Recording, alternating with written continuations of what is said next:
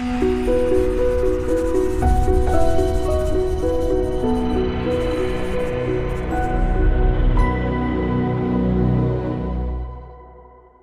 name is Scott Mayer. I'm Head of Training and Community Work at Fathers Network Scotland. Thank you for coming along today. We really appreciate it.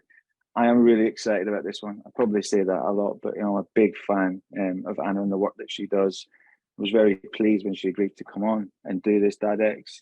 Anybody that knows me knows that I can overtalk, so I will keep it very, very brief. But the first time I had a conversation with Anna, we were on the phone for a while.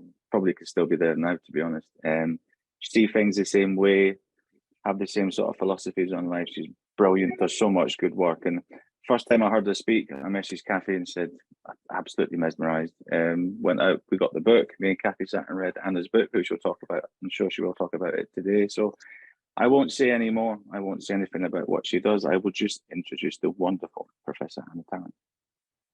Well, thank you. You make me emotional. Can't cope, but vice versa. Yeah, it was such a lovely conversation, and it really does feel like we're at a stage where there's a real movement around discussions about fatherhood and how we best support them to be involved in their family lives. So to be part of that conversation, and to have so many of you here today to engage with that is really special and really important. So thank you all for coming, and thank you to Scott and to Kathy for inviting me to talk today. I'm just going to share my screen and then I'll get going. So what I'll do is I'll present some of the slides from some of my recent work on young fathers, and talk a little bit about kind of our emerging new research around young fatherhood, but reflect a little bit on the applications of that research and what it means for policy and practice. And that's kind of been the core of much of my work in the last few years. If I just put it on slideshow. So yeah, as Scott mentioned, I'm a professor of sociology at the University of Lincoln. I was promoted last year. I think on the basis of kind of a decade's worth of research around men's care responsibilities and their caregiving in families using a life course perspective. So just a very potted history of my expertise as it's developed over time. I actually started doing my PhD researching grandfathering, and was theorising ageing masculinities and thinking about sort of continuity and change in identities and practices over time for men in family contexts. I started out with I always kind of think of it as quite a cute little project for my undergraduate research with my granddad and some of his friends. But it was incredibly rich and insightful around the ways in which men, we don't tend to think of men in family contexts, ironically. We live with men, and men are in our families. But when we think theoretically and look at existing theoretical frameworks, we tend to focus much more on men as breadwinners and in relation to their employment. So I became very interested early on around how men talk about family, but also how they become rendered invisible from family as well. And I'm very interested in language around absent fatherhood and absent men, and a recent book that came out last week actually with a colleague of mine looks at how men become absented from families, but whether that's through our discursive framings of family or of work and care, or whether they are actually absent, and that's an empirical reality, and that has implications across the life course for different people. I became more interested in the kind of relationship between fathering and grandfathering and services and service contexts and their interactions with professionals through a variety of different projects at the Open University, and this was around a decade ago now. We did a project. I did a project with Breach Featherstone and Martin Robb at the Open University called Beyond Male Role Models, and that was all about critiquing rhetoric around male role models, and the extent to which that's often considered a key policy solution to some of the issues and challenges that young men in particular might engage with and experience. And that was really poignant in that we found that actually what young men really benefit from most is these caring, compassionate engagements with professionals, be they male or female, and actually having these spaces, these safe spaces, to be able to explore masculinities and to explore various aspects of their lives and also of their aspirations over time. I also did some work around kinship care as well. So I was working with male kinship carers who later in the life course step in and provide care for family members in child neglect or child abuse contexts. And that was fascinating in that men became really visible in terms of service support at that point in time. So very often were challenged in trying to secure the resources that they needed in order to support their families. But what we found, or what that project found very specifically, and that was confirmed also by another study at Leeds University that I led, called Men, Poverty and Lifetimes of Care, is that men very much are involved in the sustaining of their families, and particularly in contexts of poverty and disadvantage. And it was at this point that kind of interest in the relationship between families, between fathering, in all of its diversity, including across the life course, and then those interactions with services to secure resources kind of really crystallised. So Men, Poverty and Lifetimes of Care engaged with young men, young fathers living in poverty circumstances, with predominantly single primary caregiver fathers, who again are relatively absent and invisible in existing academic research, and then also male kinship carers.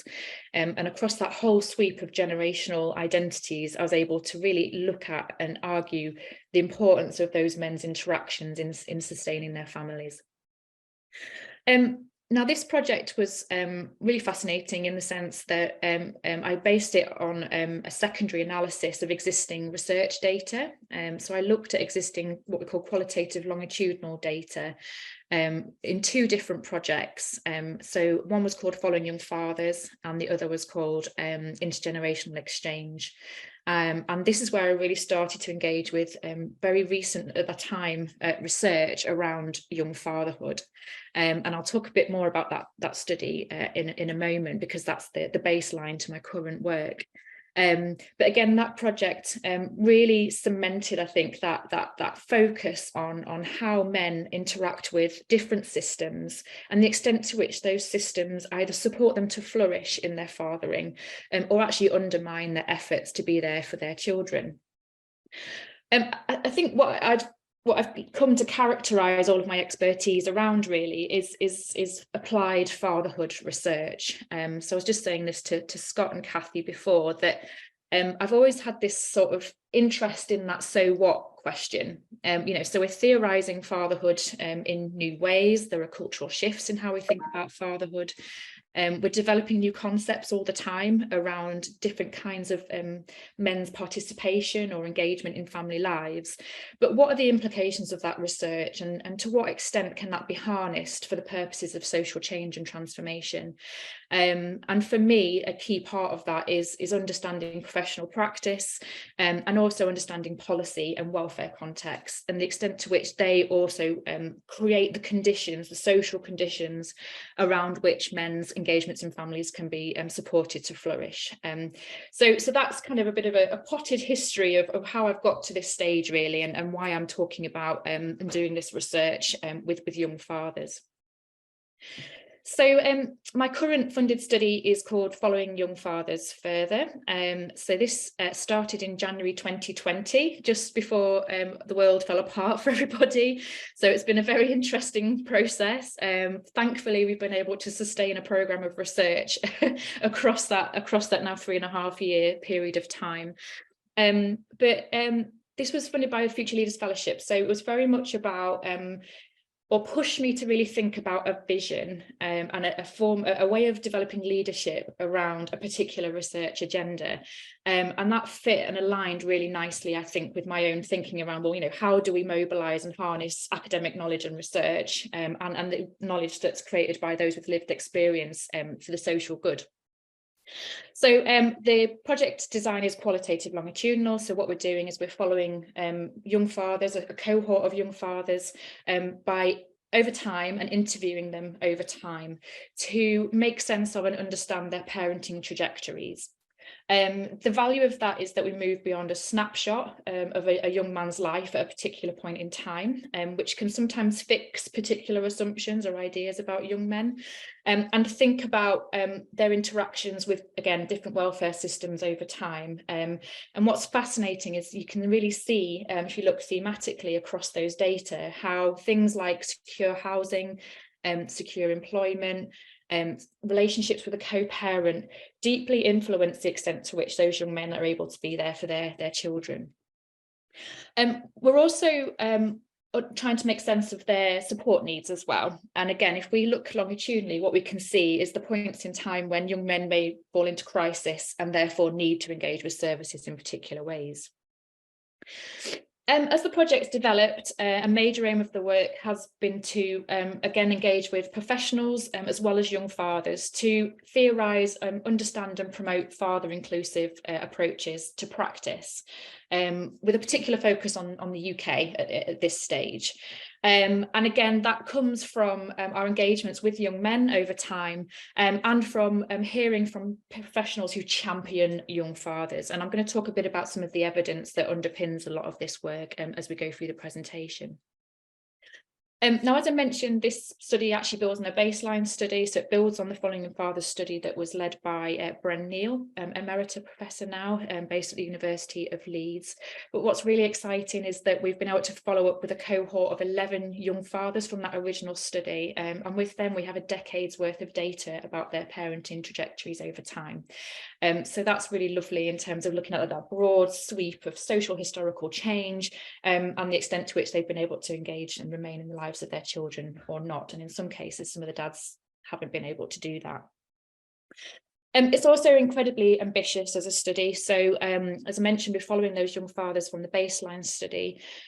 We've also got an international comparative element of the study between the UK and Sweden, and we're working with 2 academics over in Sweden who have expertise in fatherhood.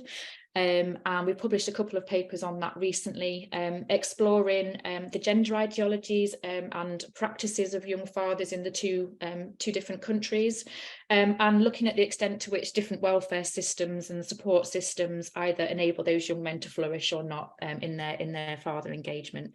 And perhaps unsurprisingly, we've found that it's much easier for young men in Sweden to sustain that engagement than it is in the UK, and that's linked to the kind of more conditional, austerity-driven character of welfare in the UK, which requires much more individual ability and capability to manage difficult systems. That's been very interesting. We've also been co-creating new models of practice with young men. So with young fathers in Grimsby, we've established a new social intervention called the Grimsby Dads Collective, which is all about supporting young dads to train and educate professionals based on their own expertise. That builds on an existing good model of practice that was led by Quorum Family and Childcare in London. We took a model to Leeds as well, and explored that, and captured and documented it as we went through that process, and we're now doing that in Grimsby. And we've also been working really closely with the North East Young Dads and Lads, who I would argue are really at the cutting edge of this applied fatherhood research that's of relevance to young fathers. And I'll talk a little bit more about some of the projects we're doing with them as well. So that's just a bit of a broad overview of what we're doing now. So as I say, very ambitious and lots going on, but we're learning an incredible amount over time. So going to the sort of research and social context arguments. So what we've become interested in is to what extent can young fathers engage with the new agenda or new cultural shifts around involved or engaged fatherhoods. So we know from academic research that ideologies around gendered parenthood are shifting over time, but it's a complex picture. So there's a great deal of change and continuity with regards to gendered ideologies and discourses around parenthood. One thing that's been a major continuation, if you like, is these strongly ingrained assumptions that women are primary caregivers for children, and also there's this continued strength of the mother-child dyad. And actually, again, if we look historically, there have been some interesting shifts around that over time, but the current the current state of play, if you like, is the strength of the mother-child dyad, and that underpins a lot of the way in which services are delivered, the way in which we do family, the way in which we think about what family means, and where we sort of where our strengths of our relationships lie, essentially. Now, what this does is it means that fathers are often placed in a more peripheral or supportive role. And we find that that's reinforced in particular for those who are non-resident or single fathers. If we look at evidence around separated fathers, it is possible, of course, for men to sustain a role in their children's lives, but very often we see that that still remains contingent on the relationship with the mother. Alongside all of these processes, there has been a cultural shift in this rise in the ethos of involved or engaged fathers. So a shift from men's roles as breadwinners, purely as breadwinners and protectors of families, to this more nurturing, emotionally involved form of fatherhood. And there's been a gradual shift. I don't think we're there yet entirely, but a gradual shift in recognising the value of shared or co-parenting. So again, parenting across households or co-parenting in a way that involves progress towards gender equality, I would say. And this is supported by a lot of research around the correlation between engaged fatherhood and then more positive outcomes for children along a range of indicators. So, children's educational development, their psychological safety, their social, emotional development as well. And there's a broad body of literature that's interdisciplinary that confirms that. And then if we look at policy and some of the policy change more recently in recent decades, some of that does align to some extent with those shifts in culture. There are new policies like shared parental leave, which are intended to redistribute care. But of course, the extent to which they're successful is actually pretty limited. Only 2% of men have been able to take up shared parental leave, or families, so I should say, or couples. And there's a lot of academic debate at the moment about the extent to which those policies are actually feminist in their view, in terms of the ability to redistribute care. And of course, we sort of see in other models in other places in the world, like Sweden, for example, which are much more family friendly and actually support that cultural shift against that interaction between welfare systems, family policy systems, and then how couples work out the distribution of care is really high on the agenda still and very interesting. So we shift now then to sort of my focus on marginalised fathers, and the question we've kind of again been trying to grapple with is how far these sort of shifting patterns of gendered parenthood are apparent in the practices and values of young parents. And what we argue and what we know is that is less understood. So the research that Bren Neal was conducted in 2012, and that was one of the first major studies in the UK to focus on young fatherhood, certainly empirically, and to actually engage directly with young dads. What we do know is that some fathers may be more challenged in being there for their children. And again, part of that can be explained, I think, by these socio historical and economic conditions through which they parent. If we look specifically at young parents in the UK and across the world, really, they continue to be framed as social problems, and that shapes a very risk-based framing and approach to young parents. Much of the public health interest in young parenthood still very much focuses on pregnancy prevention, and less so on the conditions of support that might enable those families to flourish. And that creates and reinforces some of the problems that young parents have to navigate as they go through their parenting journeys. And we also know that for associated reasons that young fathers face stigma, and that's linked to their young age and their gender as parents as well. So they're very often constructed as absent, as feckless, irresponsible, and reneging on their responsibilities to provide, particularly economically. The challenge there is that they often get blamed, even if inadvertently, on their inability to provide economically. But if you're 14 years old and you're still at school, that's a very difficult thing to do. So, their life stage is very difficult for them to then navigate the challenges. We also consider that to be, anything under 18 in particular to be too young to parent, and there's actually a cultural normative expectation around when is the right time to parent. So according to generational societal expectations, the age at which people are now expected to become parents has got older, and of course the average age of first motherhood now is 31, so anything below that age is outside of the normative age and average age for having a first child.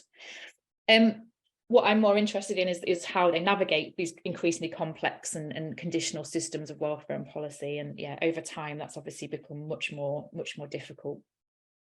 And why that's the case is because there is that association, an association between young parenthood and socioeconomic disadvantage that is in evidence that we can't ignore, but that unfortunately tips into that translation into stigma and misrepresentation.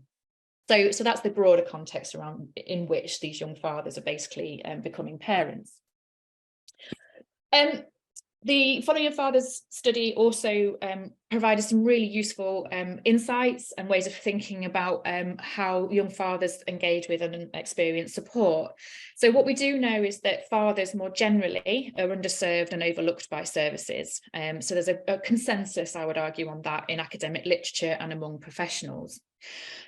Specific to young fathers, but also I'm sure experiencing to some extent by fathers more generally, is that they are likely to have significant needs, especially if they're navigating a range of disadvantages. So that means they are more likely to come into the orbit of a range of mainstream and specialist services. What we've found through that research is that their engagement is often hampered by this widespread view that young fathers are hard to reach. And that's another form of stigma that those young fathers may have to navigate. And what this research encouraged is actually that we encourage services to have a think about how they actually might be hard to access for that client group. So other ways in which outreach and the more proactive approaches to identifying young fathers might be developed. And again, that's a key question we've been exploring in some of this research. What we see is they experience a combination of support. There are some really great support examples out there, but also different forms of surveillance and sidelining in professional contexts. And again, these represent a very risk-based approach. They're approaches that young fathers themselves have talked about in the interviews. Again, they don't always say that they were inadvertent, but they certainly feel left out or excluded from the interactions that professionals may have with the mother of their child. So what's not happening as such is they're not being seen as a resource for their child all the time. And what we need, I think, is to develop this more compassionate and caring ethos that brings dads more directly into the work. And what Neil and Davies argue in particular is that there is this huge value in creating this virtuous circle of engagement and then trust and mutual respect. And that can only be developed through a more holistic support offer and one that responds to the diversity of needs of young fathers. I say this, of course, with recognition that services themselves face a huge range of structural, cultural and organisational barriers that make it very difficult to have those interactions at times. So it's not a kind of, blame this group or that group or one or the other. It's a way of thinking about different forms and different interactions that might be encouraged through these kinds of conversations. In terms of the value of father inclusion, this is kind of an interesting area in that I think it's very under-theorised, and that's something, again, I'm keen to develop some more work on.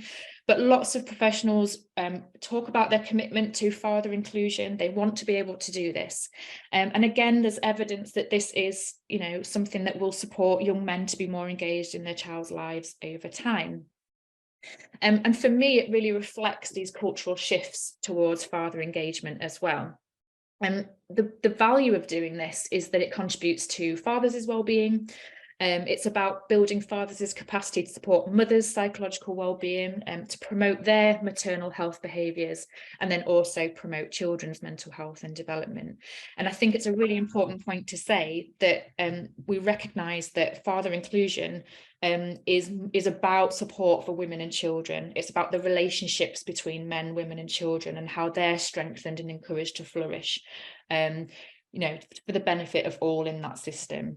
So it's not reinforcing a men's rights position in this case. It's about those relationships and the quality of those relationships, and that's very much, I would argue, a feminist agenda that's premised on a politics and an ethics of care and compassion for parents and for families. In looking at the literature around what father inclusion means, I've found this table by Rollins, an American scholar who's done some research on service support for African American fathers.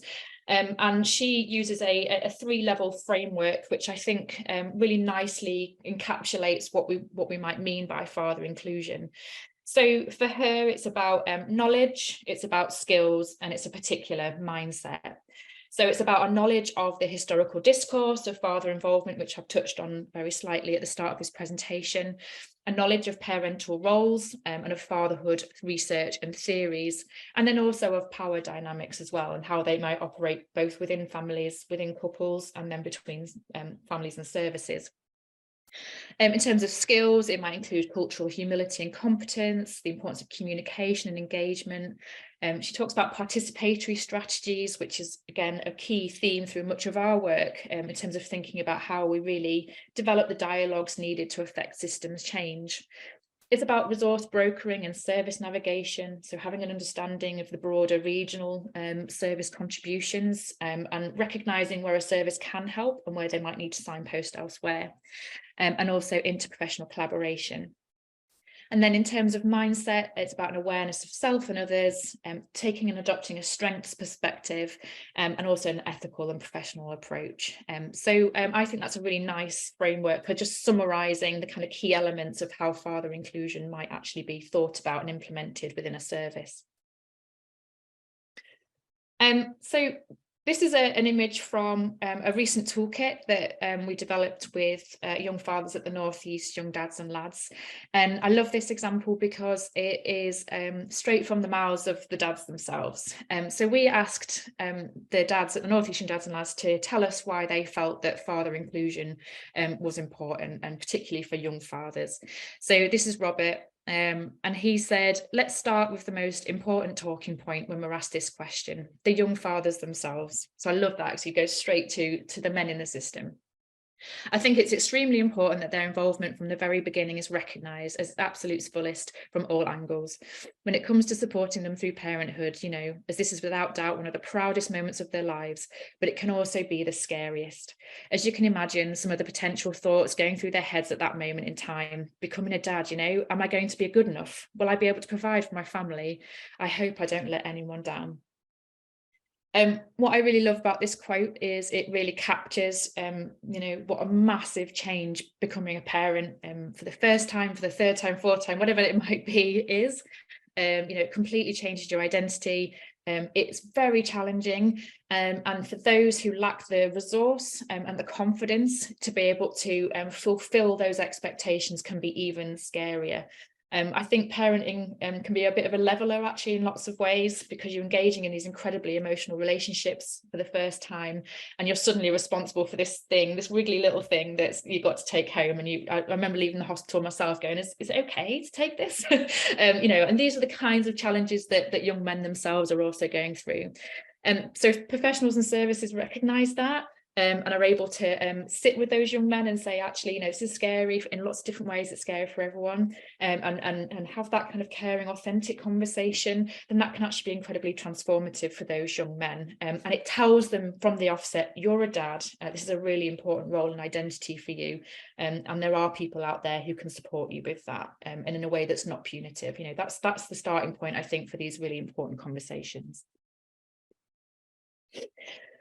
So back to the research side of things. So what we're trying to do, as I say, we're trying to change the narrative around young fatherhood in Following Young Fathers further. But I think there are much broader implications of this work, obviously, for support for dads more generally. And I hope that there are things you can pull out of this that might be useful for that more general conversation. But we're using co-creation methodology to bring together young dads with a range of different stakeholders, you know, people from multi-agency services, to address their marginalisation and then promote these more positive visions. And for us, that involves working with the young fathers directly and professionals to really think about and theorize what we think father inclusion means. So to do that, we see the young dads themselves as experts by experience, and again, involve them directly from the outset in that co-productive process. Co-creation, I think, differs slightly from co-production in that it involves those kind of collaborative forms of knowledge generation and that working alongside of other stakeholders. But for me, and what's specific for Following Young Fathers further is that actually they're directly involved in service design and development as well.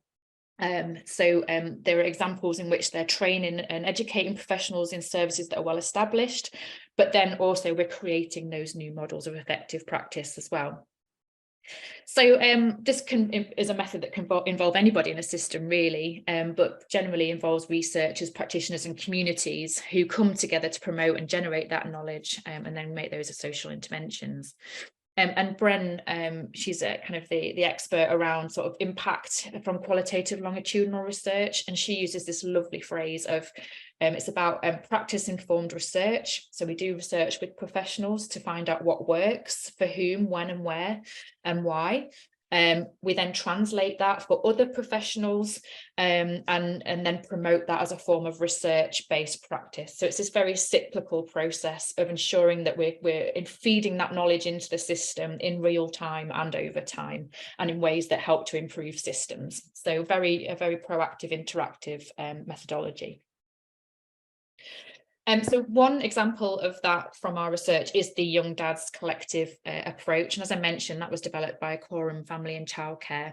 And to date, through a variety of the different projects we've been involved in, we've established 2 iterations of that model. So we've established the Young Dads Collective North, which is based in Leeds, and published about that process if you'd like to follow up on that in an open access report. And then the Grimsby Dads Collective, which is what we're doing at the moment. So this is an existing model of good practice that's based on the principles of co-production. And what it involves is training and educating young fathers to talk to an audience of multi-agency professionals. There's a train the trainer program where the young dads are supported to build their confidence and to refine and develop their stories. And then there's a delivery session or a co-dissemination approach. And in the final conference, we had 100 people in the room. We had a panel of dads from London and Leeds all sat up on a stage telling their stories, and it was so powerful. There wasn't a dry eye in the room. And, you know, just seeing men from a diverse range of backgrounds, diverse identities, you know, it was amazing. It was incredibly powerful. But what I really liked about this model and why we're trying to replicate it in different places of the UK is its ability to affect social transformation at various levels in the system. So we have the professional education and CPD for professionals who are encouraged to think dad and to develop pledges for practice change. It leads to individual development for the young dads themselves. You know, they can gain accreditation. It helps with their confidence building. And from the Young Dads Collective North model, 3 young men went on to secure employment as well after engaging in the model. So it really invests in that broader citizenship of young fathers over time. It offers peer support as well. So young men come together as part of a community and they have a shared identity around young fatherhood. And again, that helps to normalise some of the challenges they might be experiencing and to be develop the confidence to ask questions and ask for support without feeling that their children and their relationship with their child might be at risk. But also policy change as well. And this is an area I think where there's much more work to be done, you know, and I think a lot more change to be had really. And I think, you know, we're working grassroots up, which I think is really important, and sort of bottom up. But we also need some top down interest as well. We need to embed some of this into the broader discussions around family and other relevant policies.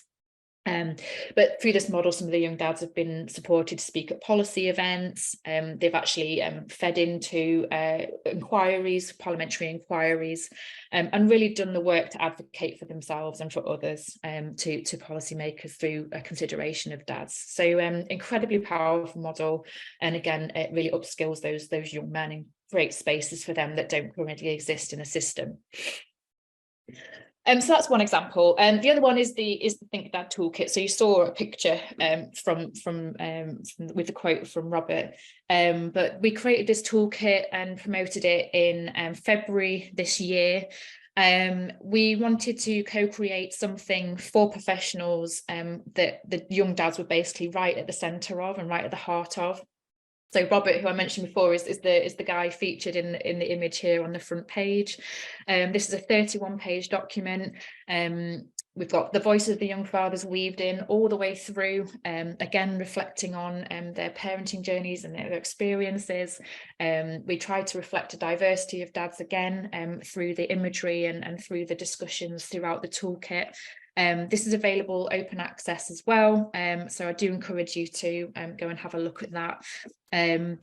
But we look at, again, we try to develop an honest, authentic picture, I would argue, of young fatherhood, to provide the sort of insights and the knowledge and the tools for professionals that they might need in terms of reflecting on their interactions with those young men over time. What's really lovely about the toolkit is it's also digital and interactive. So there are QR codes. I don't know if you can see on the bottom of the screen, it says "Hear more from." You can use your phone to click on that QR code, and that takes you to podcasts of the dads speaking. And we've also got some podcasts with professionals from a range of different services talking about their experiences of engaging with dads, what they think good practice means, and also trying to have a dialogue with young dads about what they might expect from a service offer, if you like. And again, it's about having those conversations and creating a space for those conversations in ways that then hopefully create or feed into this more compassionate relational quality, engagement between services that break down some of the barriers. So please do follow up on that. There's a link there as well, and I can share it in the chat at the end of this if you're interested. So I'm going to wrap up. In terms of just 2 slides. So for me, there's the findings of our research so far, and there's plenty more to come from this work, and we'll be publishing a lot from it, and developing policy and practice reports and research outputs as we go through. But co-production, I think, is incredibly important in terms of investing in the citizenship of young fathers. It's not just specific to researchers and to research projects. So there are, like the Young Dads Collective and multiple other examples of great work that's out there of engagements with young dads, where they really do, and dads, really do support this development of service design and delivery. It's really important to see and frame, I think, dads as experts by experience. And again, that's about this being authentic, about listening and responding from a place of understanding as a key part of father inclusion. What we've learned from this is that to understand what works, we need to know, there's a thing there in my writing. We need to know what dads need as a starting point for what needs to happen to support them. And again, this toolkit is one example of how we've tried to address that particular finding. They can be fruitfully involved in service development and evolution, but they also work really importantly as peers together as well, and I think that's really important for addressing the isolation and loneliness that many of the young fathers we've worked with and researched with have reported on. Professionals then are also galvanised, I think, to identify and address barriers to father inclusion in their own services. And what can be really helpful actually is to do a bit of a temperature check of a service and an audit of the extent to which you think it might be achieving aims of father inclusion or not, as a basis for then thinking about change. And then finally, just some concluding comments really. So there is really in the research encouraging evidence of this ethos of engaged fatherhood among young fathers, albeit to some extent challenged, I would say, in very increasingly difficult socioeconomic circumstances and conditional welfare systems. At the moment, I would argue that the current support landscape as a whole does continue to prioritise a problem rather than support-focused approach, and I think that's something that these conversations are starting to shift. And it's really encouraging to have so many people here and at various other events that I've spoken at saying, actually, we know that this is not the right way to approach things, and what can we do to support young fathers more effectively. what is amazing about all of this, about co-production, is that, you know, young dads really demonstrate the capacity they have to influence change within existing systems through the promotion of father inclusion. And again, it's, as I say, very emotional when they stand up on a stage and speak to, you know, in a very scary context, speak to professionals, and you can see the light bulb moment for the professionals as they react and respond to those young men.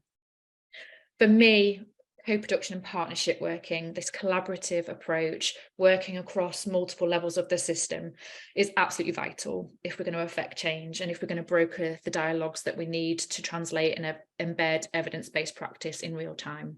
And for me, that's the major finding, and that's the most important way in which we can drive these shifts without putting too much emphasis and pressure on the people in the communities and those with lived experience. So they're involved in the system, their expertise is acknowledged and recognised as equal to those in the system, but we all work together in order to promote that change. That's me, thank you. Oh, Anna, brilliant. Thank you so much. I'm sure everybody will say the same, that was fantastic. The work that you do is so important. And that toolkit, I remember going along and sort of watching that when you were launching it and thinking, oh my God, this is incredible. But it was because it listened to the voice of the dads. You know, it was the imagery, even the way the letters were shaped and the colors. And it's so much about the work that we do here as well, is how we get the attention, how we sort of contact dads, and everything was in that. And I thought it was fantastic. So what I will do is we've got a couple of questions, if you don't mind, and then anybody that wants to ask any questions can put their hands up. So the first one's in the chat, and it's from Dave Saunders from Lads to Dads, doing some great work in Ireland. And he said, do you feel that we have moved much further along from the negative connotations that young fathers, as in the way that young fathers are expected to step into a role, that there are no services to support in place and to help them with that? I mean, I'd like to think so. I'd like to think that there is now there are encouraging shifts towards recognizing the value of involved fatherhood more generally.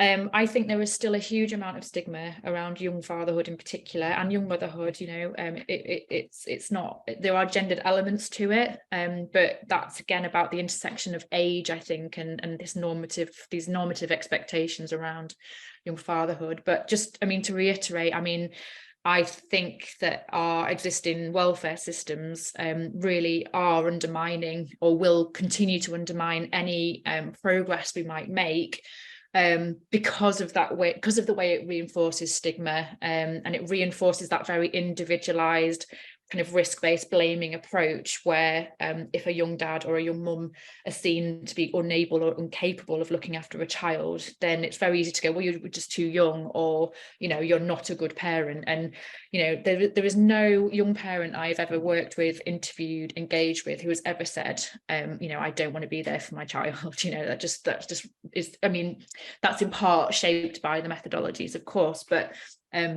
we've engaged with dads very early on in the research who have wanted to sustain that relationship, but the challenges socioeconomically, or in their sort of family histories, all of those complexities really have been problematic and have been a challenge for them.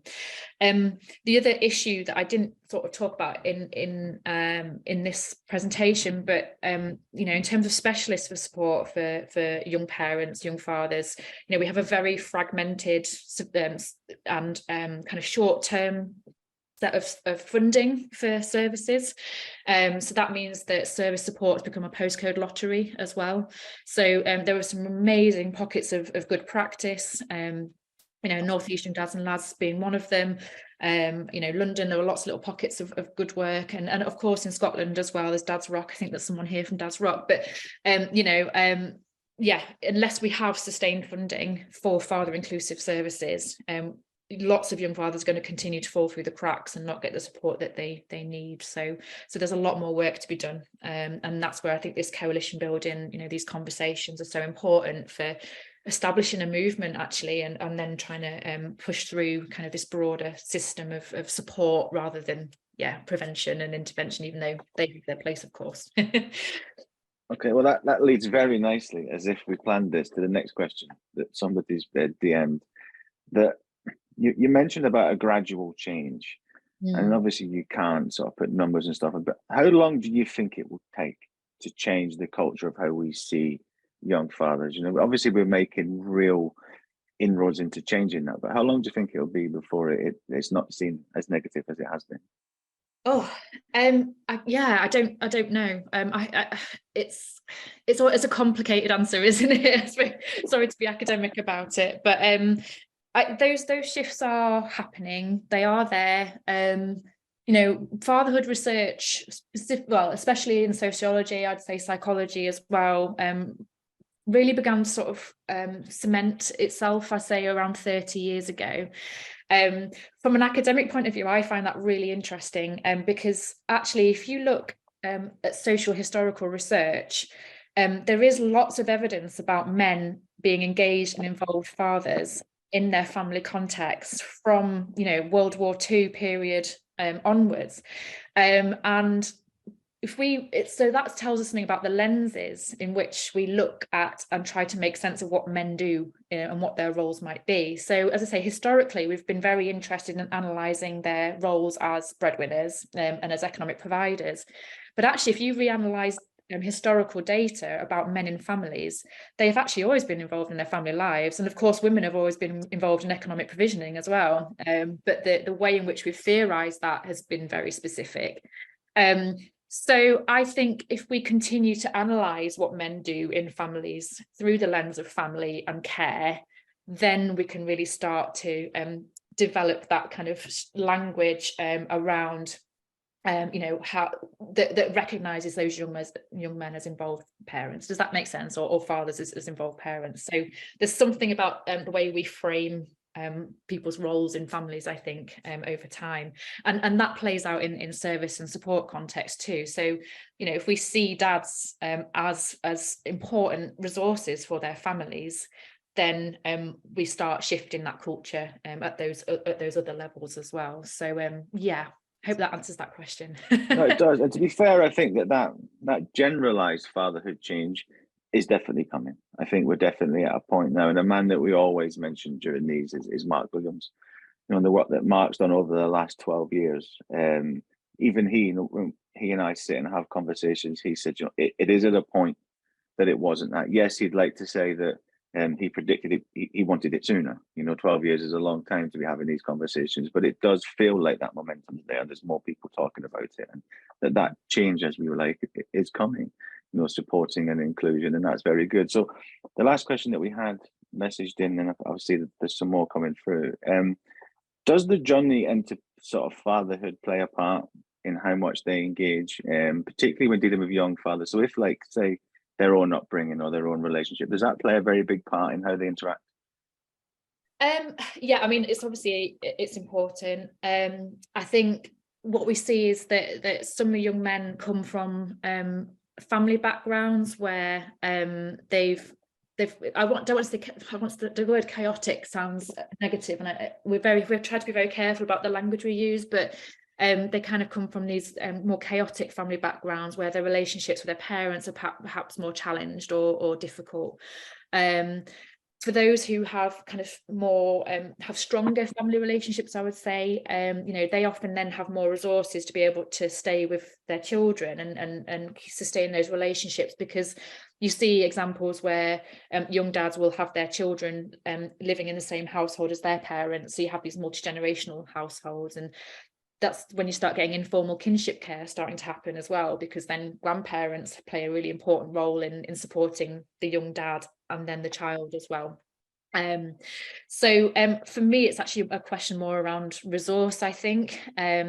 We see a lot of young men who kind of want to do things differently to their own parents as well, so that there's evidence of that intergenerational change, you know. So those particularly who maybe didn't have an involved father themselves will say, actually, you know, I want to be an involved dad, I want to be a good dad, I want to be there for my children, and that's regardless of whether they're in a relationship with the partner or not.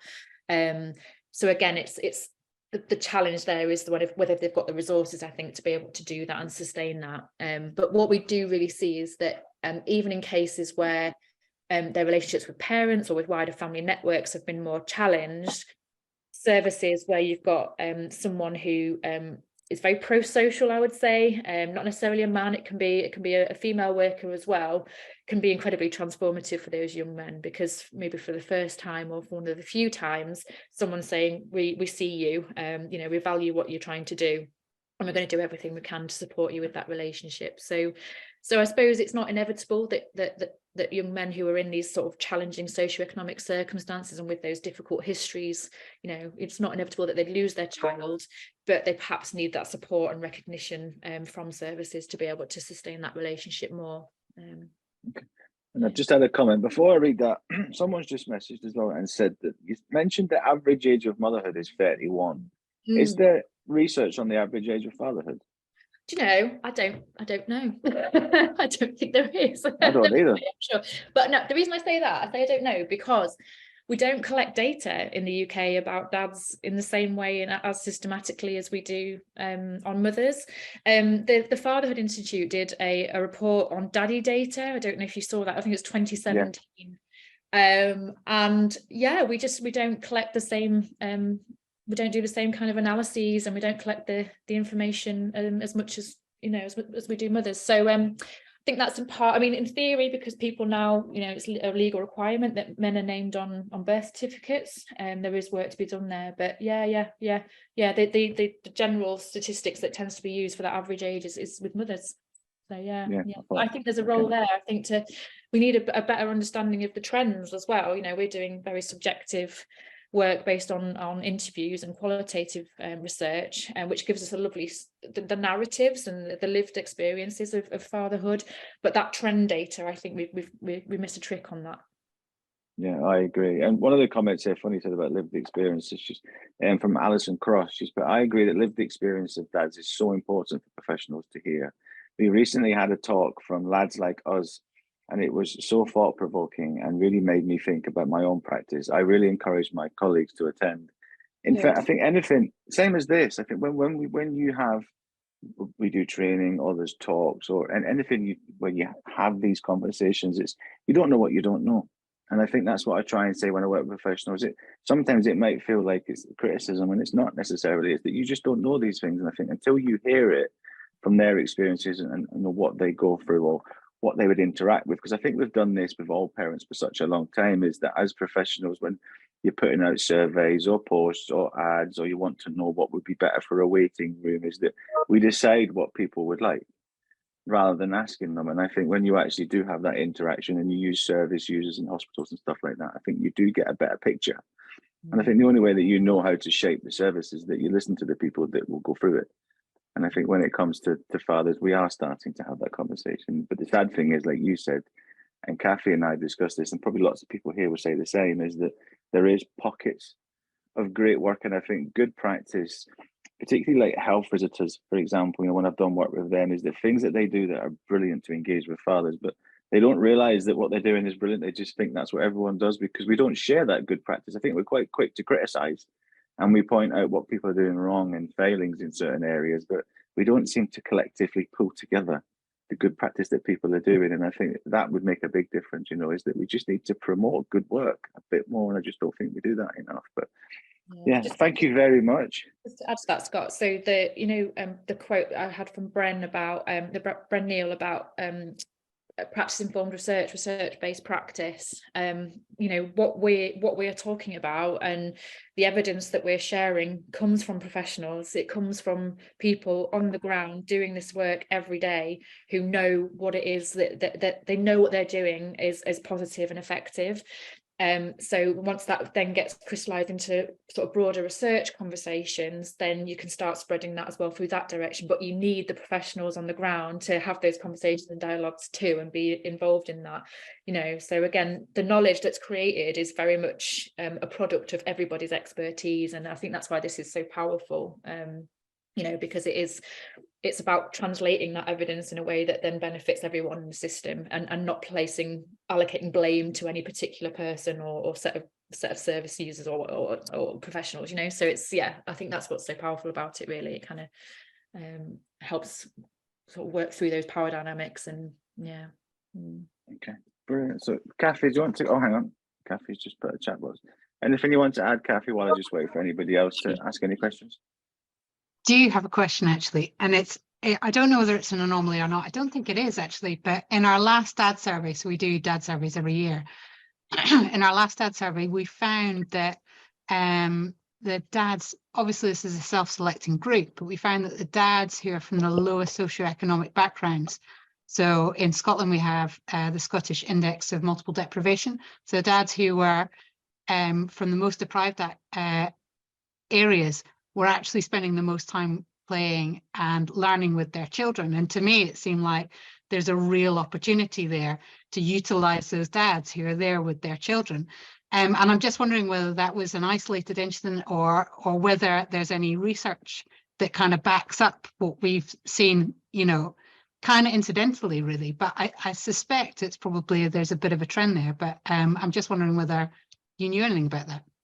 Yeah, I mean, so there's some, I mean, it's a decade old now, but there's some really interesting work by a sociologist called Val Gillies about fathering in low income circumstances. And she talks about public versus private parenting, which I think is really interesting. So what she was saying is that fathers in more sort of middle class resourced family contexts tend to do much more public fathering. So they might be going to their children's ball games, or, you know, things at school, or you know, things that are quite visible in public spaces. Whereas maybe more working class or fathers from lower socioeconomic circumstances were more likely to do kind of this private fathering, which was really hands-on. They actually, you know, often weren't in work, so they actually had more time to be engaged in the lives of their children, but it's rendered invisible because it's done at home, or it's not as performative perhaps as you know, as a father in a more resource context might be. So I found that really interesting around how class and social class and economic circumstances can actually shape what's visible and what's invisible. And again, I'm really interested in this idea that you know, this language of absent fatherhood or a crisis of fatherlessness, you know, it often gets or accrues to low income fathers, and that works against the actual engagement that those fathers are having with their children. If you think about, you know, if we look historically in sort of middle class resource families, there's always been actually elements of father absence, you know, either through long work hours, going to war, now increasingly migration as well. Those men might still be called good fathers or involved fathers because they're providing economically. But then on the flip side of that is you've got sort of low income or working class fathers who are actually doing more of that nurturing emotional care. It's just that that's not valued in the same way. So I think, again, it's very interesting how we frame different family contexts and different ways in which, you know, fathers might be engaged and involved. I don't know if that kind of answers your question, but yeah. No, it's really fascinating, and it's something about, as you said, it's about how do you value all those different aspects of being a dad. So, you know, obviously going out and earning money is an important aspect of being a dad, but also that kind of hands-on nurturing, and how do we value all of it, I suppose, is the question really. And I think that care is undervalued, and it always has been, but it's a huge part of how we relate and engage with one another, you know. So it's that broader political shift that we need towards this ethics of care rather than ethic of work, which social scientists, social policy scholars have been talking about for many years, but obviously, unfortunately, we've gone opposite direction.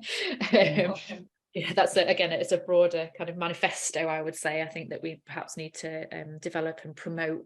We do that through our everyday interactions and yeah, service delivery really, or engagements with families. So yeah, it's a big project. I could talk about it for hours. Yeah. So yeah, thank you all very much, and always a pleasure. Thank you very much for that. It was brilliant. It was as brilliant as I thought it was going to be. You know, I'm a big fan of yours. So just before you go anywhere, anybody can how's the best way to get hold of you if they want to ask you anything or get you to do a talk? What's the best way to contact you? Just via email or on Twitter. So I'll put my email in the chat, atarrant@lincoln.ac.uk, or I am at Prof A Tarrant on Twitter. So yeah, very happy to chat or yeah, do whatever really. Just get in touch. Brilliant. Thank you all very much. Have a good rest of your day, and we'll see you next time. We've got Jane Honickman talking about the impacts of grandparents and what we call postpartum forever. And that is on the 11th of May. That'll be an evening one because she's in California. So it's at 6:30, but links will be sent out and it'll be on the website. And yeah, thank you all very much. Take care. Thanks again, Anna. And I'll see you all soon. Thank you.